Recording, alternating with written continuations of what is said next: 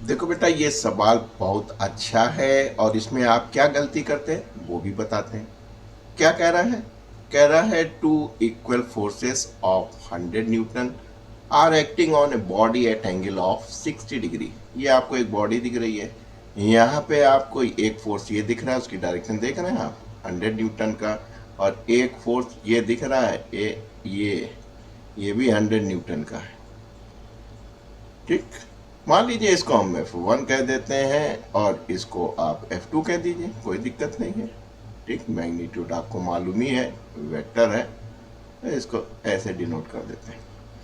Angle भी मालूम है, आप फौरन आंख बंद करते हैं और कहते हैं सर रिजल्टेंट तो हमको मालूम है, F square is equal to F1 square plus F2 square plus 2 F1 F2 cos theta, और कॉस थीटा आपको मालूम है कि 60 डिग्री है।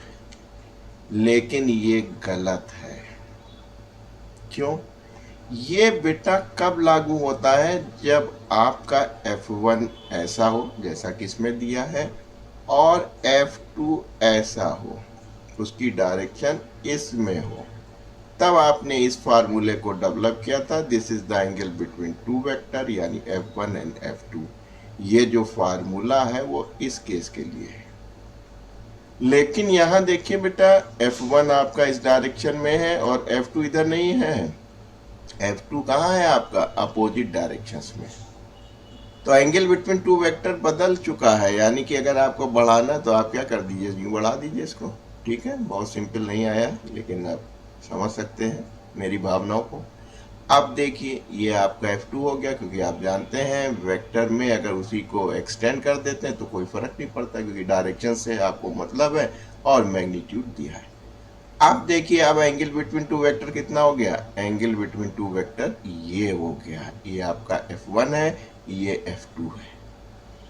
बस आप जानते हैं इसको एक्सटेंड किया था, 180 था, 180 में से 60 निकल गया, तो आप कह सकते हैं sir 180 minus 60 is equal to 120। अब आपका काम बन गया। जो आप थीटा बराबर 60 डिग्री रख के इसको सॉल्व करना चाह रहे थे वो गलत हो गया। अब आप फार्मूला वही लगा सकते हैं, कोई दिक्कत नहीं है। लॉ ऑफ ट्रायंगल से अगर आप करें तो आप पैरेललोग्राम ले लीजिए, बेटर है, क्योंकि एक सिंगल पॉइंट से आपका फोकस कर रहे हैं। इस पॉइंट इसके पैरेलल खींच दिया, इसके पैरेलल खींच दिया, एम आई राइट? जहाँ इंटरसेक्शन किया वो आपका जो है रिजल्टेंट भी आ जाएगा। तो फिलहाल इस सवाल में मैग्नीट्यूड से मतलब है, तो आपको पता चल गया कि F1 F2 दो है वेक्टर हैं जिनके बीच में 60 ना है बल्कि 120 है। क्यों है अभी आपको बताया। बस अब आप कुछ मत कीजिए, आप उठा के इसको रख दीजिए, आपका काम बन जाएगा। आपने कहा सर F स्क्वायर बराबर F1 square plus F2 square plus 2F1 into F2, और एंगल कितना लेंगे बेटा? 60 नहीं लेंगे, 120 लेंगे, और cos 120 होता है -1/2। am I right? इससे आप इसको कैंसिल कर दीजिए। काम बन गया आपका 100 का स्क्वायर प्लस 100 का स्क्वायर, और ये माइनस इधर आ जाएगा। 100 इंटू 100, 100 का square is equal to finally F square. ये कैंसिल हो गया, इसलिए F कितना आ जाएगा बेटा? 100 न्यूटन।